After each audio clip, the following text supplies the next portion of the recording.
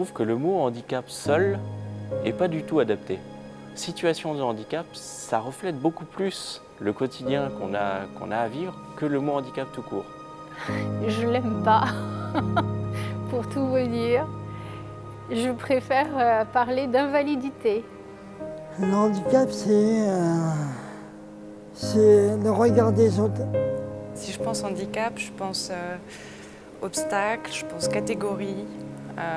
Ça ne m'évoque pas des choses très positives. C'est effectivement un mot qui fait peur. On y associe plutôt des mots comme perte, souffrance, difficulté, incapacité, rarement parcours de vie atypique, richesse, point de vue différent.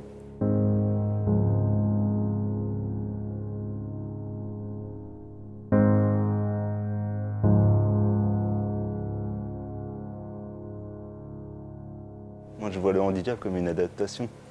C'est-à-dire qu'il faut s'adapter à son handicap, faire avec, essayer de trouver les alternatives, essayer de s'arranger le mieux au quotidien pour pouvoir surpasser le handicap.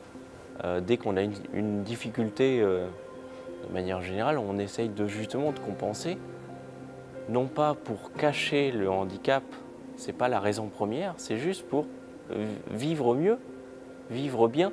Dépasser le handicap plutôt que l'accepter. C'est quelque chose qui demande un surinvestissement, un effort qui est intenable dans la durée. Peut-être que voilà, il faut expérimenter à ce moment-là un peu ces limites-là pour comprendre tout l'intérêt de la RQTH et de cet outil. Vraiment, moi, c'est une reconnaissance, vraiment. Alors, comme j'ai un handicap invisible, personne ne le sait, personne ne peut l'imaginer, puisqu'en plus, c'est une maladie rare. Donc, c'est beaucoup plus facile de ne rien dire et de subir parfois quelques blagues. Et pour éviter ces mauvaises interprétations, je pense qu'il vaut mieux en parler. Et ensuite être jugé sur ses résultats.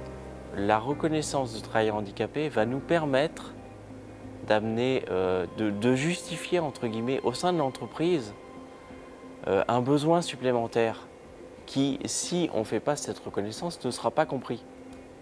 Tout ce qui n'est pas dit sera interprété.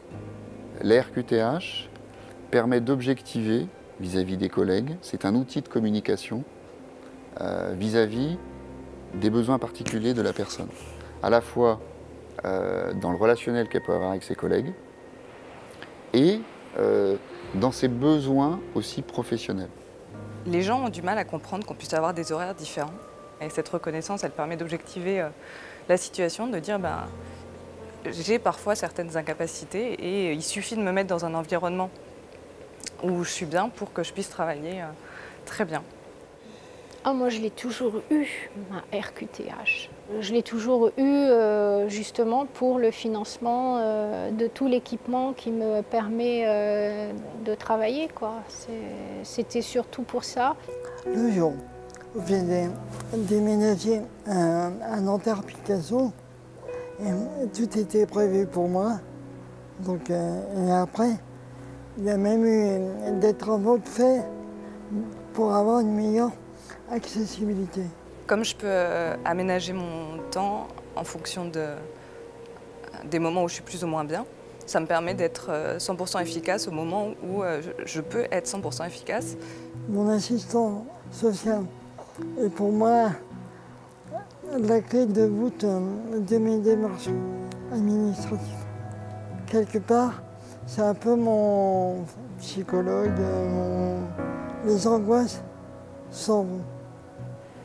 Je donne de leçons à personne, mais je pense que tout passe par l'acceptation d'abord de soi-même, de son handicap. Et après, quand on a un handicap, il faut l'accepter aussi, il faut prendre ce qui est donné pour aider les gens à surmonter leur handicap.